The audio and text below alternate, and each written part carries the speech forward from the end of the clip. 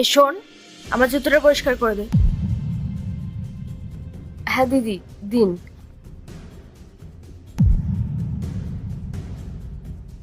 ও hello, তোর মাথা খারাপ হয়ে গেছে নাকি? তুই এসব নোংরা জিনিস দিয়ে আমার জুতোটা পরিষ্কার করছিস? এভাবে তো আরো নোংরা হয়ে যাবে। তুই এক কাজ কর, তুই ওই গামছাটা দিয়ে আমার জুতোটা পরিষ্কার কর। দিদি ক্ষমা করবেন, আমি না বুঝতে পারিনি, আমি এক্ষুনি পরিষ্কার করে দিচ্ছি।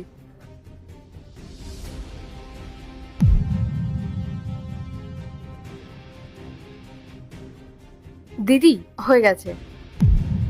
আচ্ছা বল, কত টাকা হয়েছে তোর? দিদি ওই 30 টাকা হয়েছে।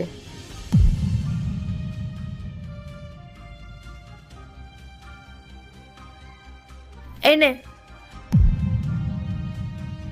দিদি 500 টাকা? আমার কাছে তো খুচরো নেই, আপনার কাছে 30 টাকা হবে না? না, আমার কাছে খুচরো নেই। এ টাকা আমি তোকে দিয়ে দিলাম। আর এমনি তো আমি তোকে এর আগে থেকেই চিনি। কিন্তু দিদি আপনি আমাকে কিভাবে চিনলেন? তোর যে দাদা আছে না গোপাল, ও আমার ক্লাসমেট ছিল।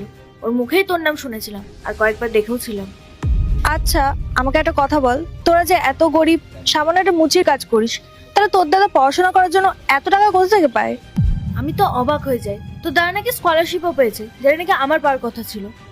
আচ্ছা, আমাকে একটা সত্যি কথা বলতো, তোরা কোনো ভুলভাল কাজ করিস না তো টাকা রোজগার করার জন্য? দিদি কারো ব্যাপারে না না জেনে কিছু বলাটা ঠিক না। আর এই নিন আপনার টাকা, আমার আপনার টাকা লাগবে না, আমি আপনার জুতোটা এমনিই পরিষ্কার করে দিয়েছি, নিন। তোদের মতো মেয়েদের না কোনোদিন হেল্প করাই উচিত না। তোরা সারা জীবন এসব কাজই করে যাবি, বুঝলি? তোর যদি এরকম অহংকার সবসময় থাকে না, তাহলে দেখিস একদিন তোকে এদিক ওদিক ভিক্ষা করে বেড়াতে হবে।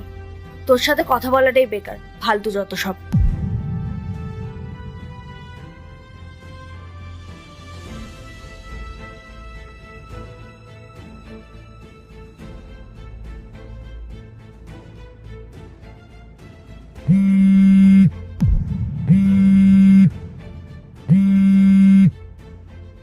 হ্যালো।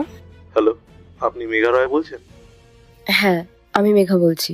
কংগ্রাচুলেশন, আপনি ইউপিএসসি মেন্স ক্লিয়ার করেছেন আর আপনার কাল ইন্টারভিউ আছে। কি স্যার, আমার এক্সাম ক্লিয়ার হয়ে গেছে আর কাল ইন্টারভিউ? হ্যাঁ, কাল সকাল 10টায় আপনার ইন্টারভিউ।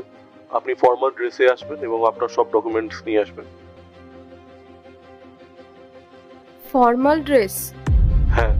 ঠিক আছে স্যার, আমি সময় মতো পৌঁছে যাব।